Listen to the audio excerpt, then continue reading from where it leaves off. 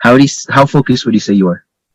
Not very focused. I struggle sometimes because I get distracted very easily. Like I have my attention in a bunch of different things at the same time, all the time.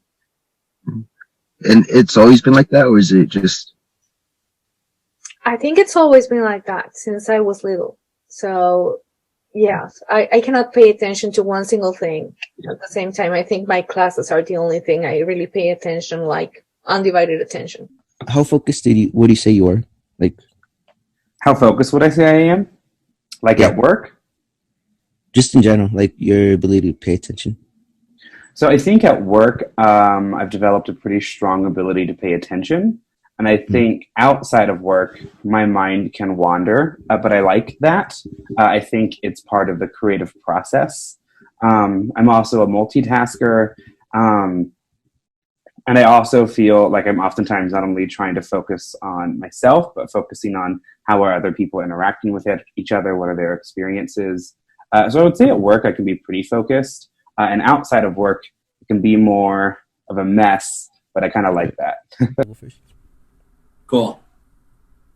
So when I was younger, I think if I struggled with paying attention or focusing, it was just because I didn't see the reason for why I needed to pay attention or focus. Yeah. So for example, if it was in high school, maybe I was like, as long as I get B's, I'll probably get into a college.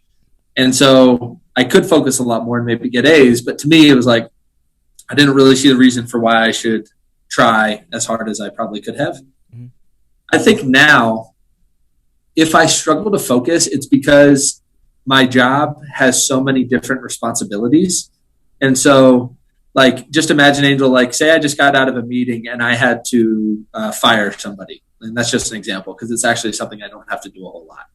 Well, that's a really, like, hard conversation to have. And that impacts somebody's life a lot. And now if I were to step into this meeting with you and it's a little bit more relaxed and I'm just talking about some of these reflections that I have, I might still feel like my head is in that prior meeting that I just had. And whether or not I did a good job, whether or not I did a bad job, could I have said anything differently? And so that's kind of what I struggle with now. Does that make sense? Yeah. Siempre se, like when you need to focus, do you like have some tricks, or is it just like you just do it? I just do it, but I also try to take the time and, for example, say I'm going to read for 20 minutes and then I'll stop and go and do something different. And that way I don't feel it's so boring or so difficult. So because I know that I'm going to be reading for 15 or 20 minutes and then I'll get to do something else. Doubts pop up. Like, what do you do to actually focus? Like, what strategies would you use? So I try to catch myself when I am daydreaming. I will try to catch myself. There's also just like a moment of like humility. And that is if I have lost focus, as soon as I come back, usually I'm sitting next to like a friend or a colleague. I'll be like, hey, I'm sorry, I spaced out for a second. What did I miss? Like I specifically have tried to condition myself to ask, hey, what have we just covered? I missed it. And normally, because I think you'll find this too, especially as you get into adulthood, you attend a lot of meetings that are pretty boring. So that's like a universal experience. And so I sit next to people I can ask, hey, what was going on? I think I missed part of it.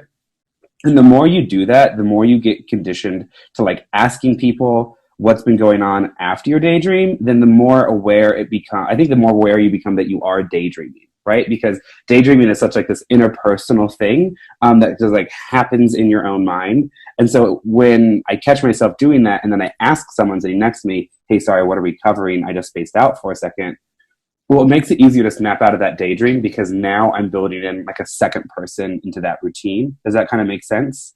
Like it no longer stays within my own mind. Like there's going to be another person involved. And that makes me more kind of like aware of when I am doing it. You want to see what helps me? Can you see this? Sure. The highlighting? I take notes with different colors. So if I'm writing with green, I know it sounds silly, but sometimes I'm taking notes with green.